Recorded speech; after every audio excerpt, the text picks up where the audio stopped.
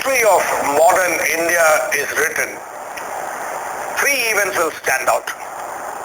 The first of them is, of course, the 15th of August 1947, the day India awoke to life and to freedom. The second happened 44 years later. In June 1991, India, which stood just a handshaking distance away from bankruptcy, chose to dust the cobwebs of socialism and marry market economy. That set India on the high path of capitalism, which is what is responsible for a resurgent India today. But the big breaking news of the 21st century, its most defining moment, the one that will really, truly and totally stand out in 21st century India history is going to be the Goods and Services Tax Act. If it is handled well and implemented well, it will radically transform the landscape of India's tax legislation.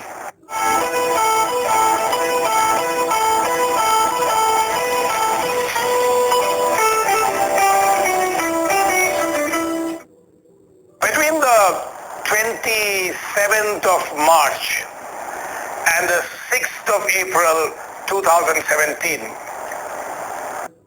India's parliamentarians, both in its upper house, the Rajya Sabha, and its lower house, the Lok Sabha, cut across narrow political leanings to vote heavily in favor of the GST bill.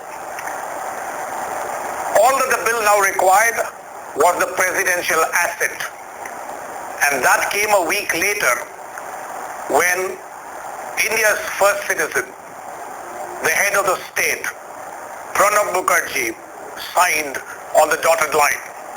The GST bill had now become GST Act. 2017 के बैशाखी दिन में हमारा राष्ट्रपति प्रणब मुखर्जी जी ने अपना दस्तखत लगाया और उसके बाद GST bill, GST Act बना. With that, India jumped on to the international bandwagon of value-added tax. It's a 165 plus member crowd.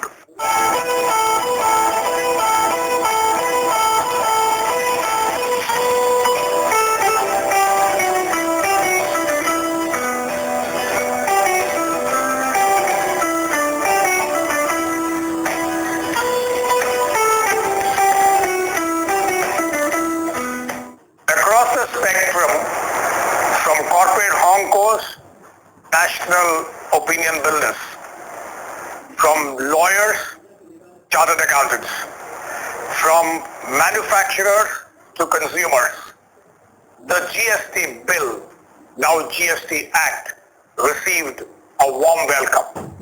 It is good for the country as a whole for two reasons. A, the multiple levy of taxes could be avoided, and two, the transactions which will come on record will increase manifold, and the incentive to withhold information from various regulators will get eliminated in the process. The tax base will get widened and the collection of revenue would increase. Goods and services tax, I think, is a very important reform. India has been trying to simplify its tax rules and tax laws for several years now.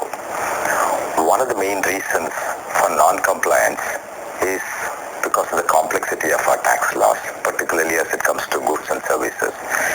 So any procedure or any reform that simplifies the tax rules, which is fair, which is easy to understand, which is proportionate, is welcome, because it will lead to equity in the economy and lead to growth. And I am all for GST reform in the country.